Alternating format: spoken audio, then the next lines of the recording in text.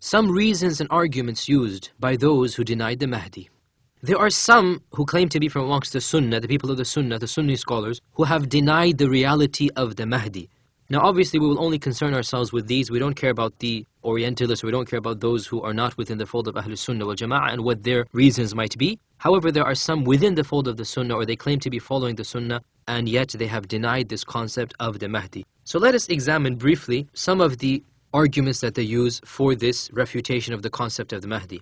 The most common argument that is used to refute the concept of the Mahdi is the claim that there are no authentic ahadith about the Mahdi. And this is the most common claim that you hear from, unfortunately, some people who even have some fame and some acceptance amongst the people, that all of the ahadith of the Mahdi are weak, all of them are this and that. Now this argument takes a number of forms to them. Some of them state, well, it is clear that Bukhari and Muslim in their two Sahihs did not report any hadith about the Mahdi. Therefore, these two great scholars clearly believed that there is no such thing as the Mahdi, or else they would have mentioned him in their books. Others amongst them say, the ahadith of the Mahdi are all from the fabrications of the Rafida Shia. How can we as Sunni Muslims accept them? And yet others, they quote Ibn Khaldun, the famous scholar, and they say Ibn Khaldun, this great scholar of the past, he denied the authenticity of the ahadith of the Mahdi. So let us discuss these claims in a little bit of detail, and let us see what we can say about them. The first claim that they say when they say that these ahadith are not authentic, they say Bukhari and Muslim did not narrate any ahadith about the Mahdi. Well, first and foremost, this is simply not true.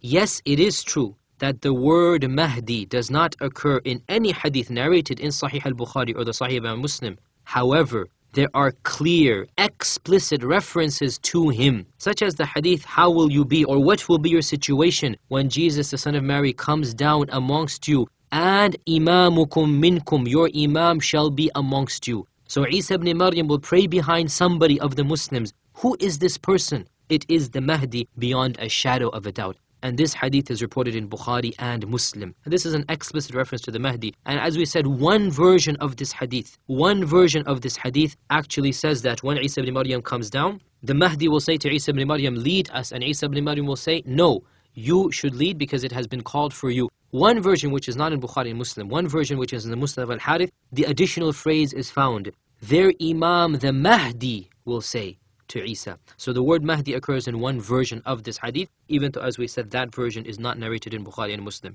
Likewise, another hadith that does mention the Mahdi and is reported in Bukhari and Muslim, but again not by name, is the hadith regarding the one who seeks refuge in the Haram, in the Kaaba, and that an army will be swallowed up by this earth. Now this again is a reference to the Mahdi. Likewise, another hadith in Sahih Muslim referring to the Mahdi is the one in which the Prophet ﷺ said, towards the end of time there shall be a leader from amongst you who shall rule justly, and he shall give money without counting it. Who is this leader other than the Mahdi? So there are explicit and implicit references to the Mahdi in Sahih al-Bukhari and Sahih Muslim, even though, as we said, the word or the term Mahdi does not occur in them. Also, to believe or to state that, well, Bukhari and Muslim didn't report them, this means that it must be da'if. This really shows the person who makes this claim is simply not a scholar or a specialist in the sciences of hadith. It was never the intent of Imam al-Bukhari or Imam Muslim to compile all of the authentic ahadith.